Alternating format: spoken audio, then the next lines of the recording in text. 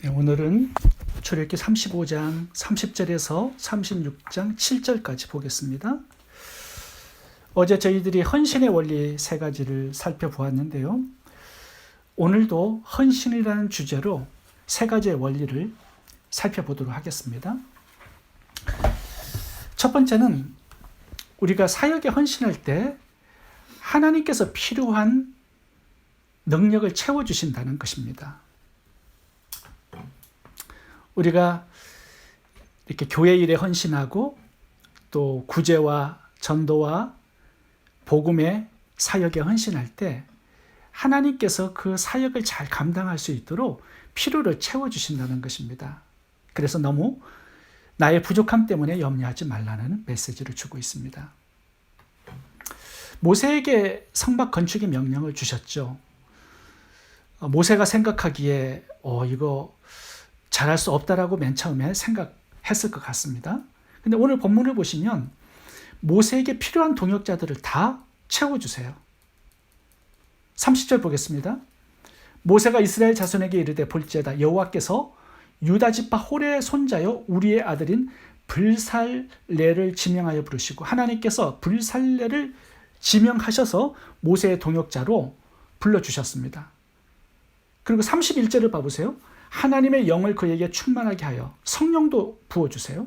지혜와 총명과 지식까지 주십니다. 하나님은 이 성막 건축의 총책임자로 불살레를 세우시고 또 오홀리압이라는 사람도 세워주셨습니다. 필요한 사람도 불러주시고요. 또 하나 채워주신 게 뭐냐면 재정입니다. 이 재정을 얼마나 넉넉하게 흘러넘치도록 채워주셨냐 하면요. 백성들이 성막 건축 예물을 너무 많이 가지고 나왔습니다. 그래서 그만 가지고 오라고 할 정도였어요. 6절을 보겠습니다. 모세가 명령을 내리매 그들이 진중에 공포하여 이르되 남녀를 막론하고 성소에 드릴 예물을 다시 만들지 말라 하며 백성이 가져오기를 거치니 있는 재료가 모든 일을 하기에 넉넉하여 남음이 있었더라. 너무 풍족하게 하나님께서 명하신 그 일을 잘 감당할 수 있도록 채우신 것을 오늘 본문에서 보게 됩니다. 우리가 하나님의 일에 자원하고 헌신할 때 하나님께서는 성령님도 채워주시고 은사도 주시고 능력도 주시고 풍성한 물질도 주시는 것을 보게 됩니다. 저는 오늘 본문을 묵상하면서 고린도전서 1장 27절이 많이 생각이 났습니다. 하나님께서 미련한 것들을 택하사 지혜 있는 자들을 부끄럽게 하려 하시고 세상의 약한 것들을 택하사 강한 것들을 부끄럽게 하시며 하나님께서 세상의 천한 것들과 멸시받는 것들과 없는 것들을 택하사 있는 것들을 폐하려 하시나니 어떻게 이런 일이 가능하냐 하면요. 하나님께서 자신의 능력을 주셔서 일하게 하시기 때문입니다. 하나님은 세상에서 쓸모없다고 여기는 실패자들도 하나님의 일에 헌신하기만 한다면 쓰시겠다고 말씀하세요. 세상에서는 이런 자들 안 씁니다. 근데 하나님께서는 쓰시겠대요. 왜냐하면 하나님께서 필요한 것들을 다 주시기 때문입니다. 성령까지, 은사, 재물까지 다 주셔서 일하게 하세요. 그래서 부족하지만 채워주실 것을 믿고 능력 주실 것을 믿고 하나님의 일에 자원하고 헌신하는 것이 얼마나 중요한지 모릅니다. 한마디로 수지 맞는 것이죠. 하나님께서 다양하게 채워주시는 능력, 지혜, 은사, 동역자, 재물의 축복까지 받습니다. 더 고차원적인 인생을 사는 비결이 바로 사역에 헌신하는 것에 있다라고 말씀하는 것입니다. 예수님의 제자들을 봐보시면 갈릴리 어부들이었습니다. 근데 전도와 선교의 사명을 맡겨주세요. 그 일을 잘할 수 있도록 어떤 능력을 주셨는지 마가복음 3장 14절에 이렇게 말씀합니다. 이에 12를 세우셨으니 이는 자기와 함께 있게 하시고 또 보내사 전도도 하며 귀신을 쫓아내는 권세도 있게 하려 하십니다. 능력을 주셔서 그 일을 하시게 하시는 거예요. 그리고 예수님께서 이제 부활하시면서 이 12제자들에게 온 천하에 다니면서 선교의 사명을 맡기셨습니다. 근데 그 일을 잘할 수 있도록 어떤 능력을 구비해 주시는가? 마가복음 16장 17절입니다. 믿는 자들에게는 이런 표적이 따르리니 곧 그들이 내 이름으로 귀신을 쫓아내며 새 방언을 말하며 뱀을 집어 올리며 무슨 독을 마실지라도 해를 받지 아니하며 병든 사람에게 손을 얹은 적 나으리라 하시더라. 어마어마한 능력을 주셔서 하나님께 헌신하는 자들을 일할 수 있게 하시는 겁니다. 엘리야는 농사꾼이었습니다. 근데 하나님의 사역에 불러주셔요. 사역을 감당할 때요, 하나님은 죽은 자를 살려내는 능력을 주십니다. 다양한 기적들을 행할 수 있는 능력을 부어주십니다.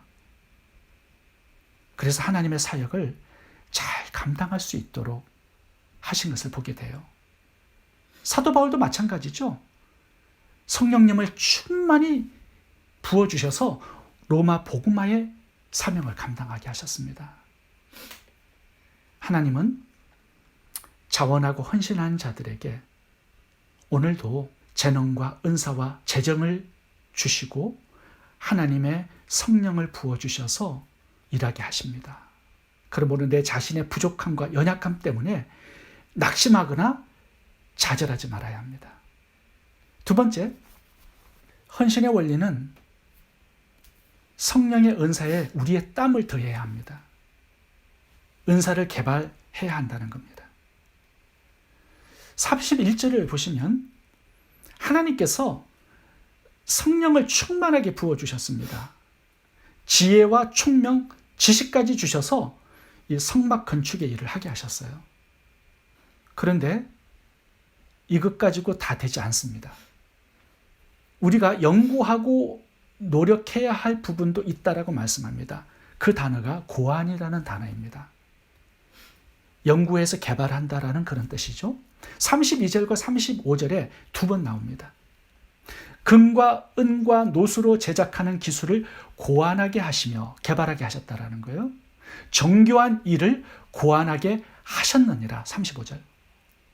이미 하나님께서 성령 충만, 총명, 지혜도 주셨지만 그것이 전부가 아니다라는 겁니다.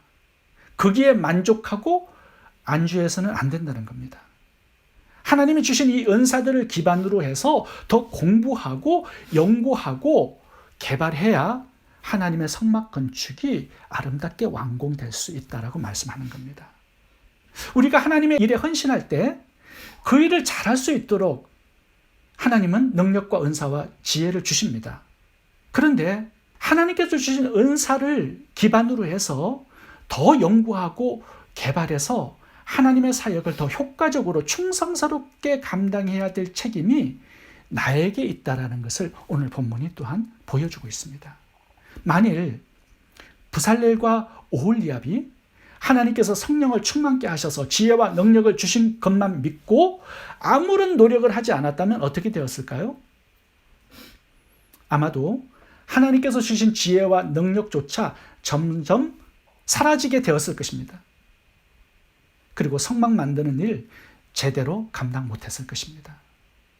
그런데 이 불살렐과 오홀리압은요, 하나님께서 주신 능력을 기반으로 해서 더욱더 땀을 흘렸습니다. 노력하고 연구해서 마침내 성막을 완벽하게 건축할 수 있는 기술을 개발한 것입니다.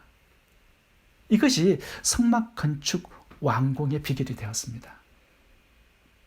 이것은 부살렐과 오홀리압만 아니라 우리들에게도 마찬가지입니다.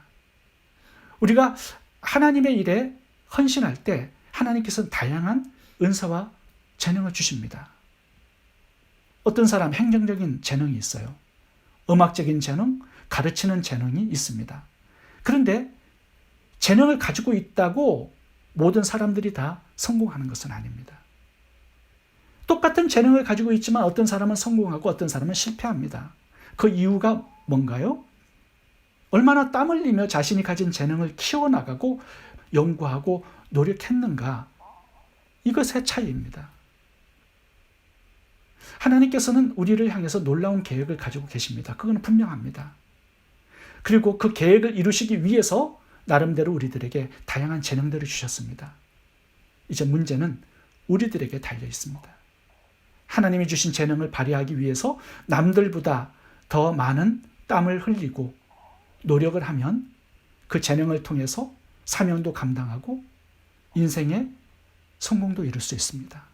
그러나 노력하지 않고 게으르게 산다면 하나님이 주신 재능도 없어지고 그 어떤 사명도 감당할 수 없을 것입니다. 하나님 주신 은사에 나의 땀을 보태어서 하나님 맡기신 사명을 더욱더 잘 감당할 수 있기 바랍니다. 세 번째, 헌신의 원리는 후손이 복을 받는다는 겁니다. 2절을 보면 하나님께서 유다 지파 훌의 손자요 우리의 아들인 블살레를 지명하여 부르시고, 하나님께서 거룩한 성막을 만드는 일을 아무에게나 맡기지는 않았을 겁니다. 이 성막 건축의 총책임 이 지위를 갖는다라는 거 무한한 영광이요 축복일 겁니다.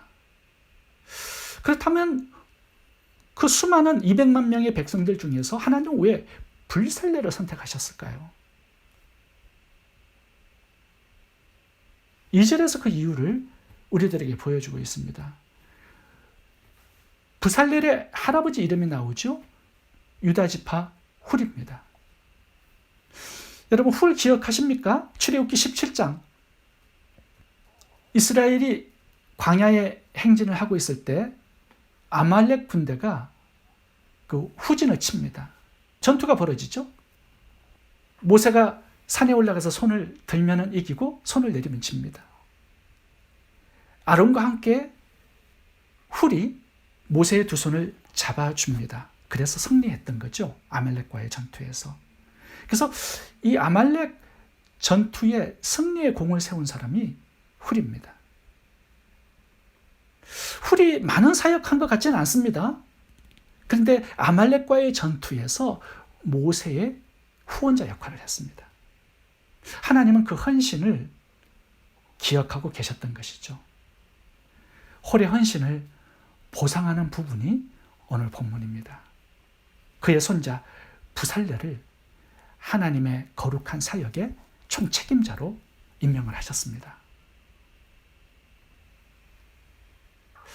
하나님께 헌신한 할아버지 훌이 브살렐로 하여금 성막 건축 책임의 영광을 얻게 한 이 밑거름이 된 것입니다.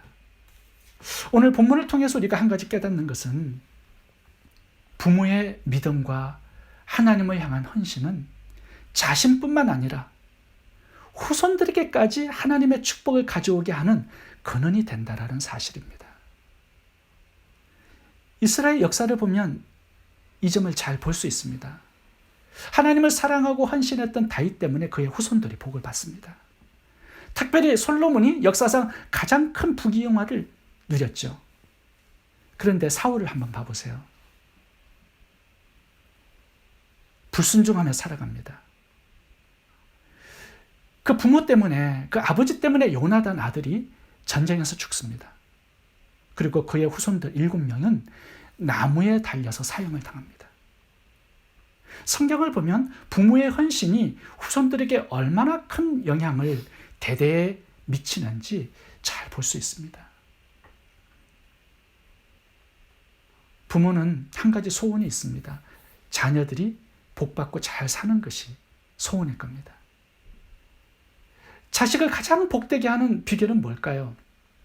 부모가 하나님 앞에 순종의 삶을 살고 헌신의 삶을 사는 것입니다. 뭐 과외시키고 학원 보내고 좋은 대학 보내는 것도 중요하죠.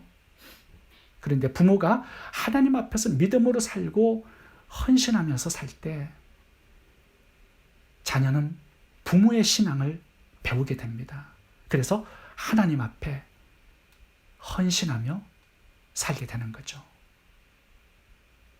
자녀들에게 신앙을 대물림 해주는 것, 하나님께 헌신하는 삶을 살도록 해주는 것, 이것처럼 복된 것이 또 어디 있겠습니까? 부모가 믿음으로 살면 하나님께서는 한 가지의 약속을 하셨습니다. 천대까지 이르러 은혜를 베푸느니라. 부모가 자식을 위하고 잘되게 하는 것, 복되게 하는 것, 다른 곳에 있지 않습니다. 하나님 앞에서 믿음으로 살고 하나님의 사역에 헌신된 삶을 사는 것입니다. 기도하겠습니다.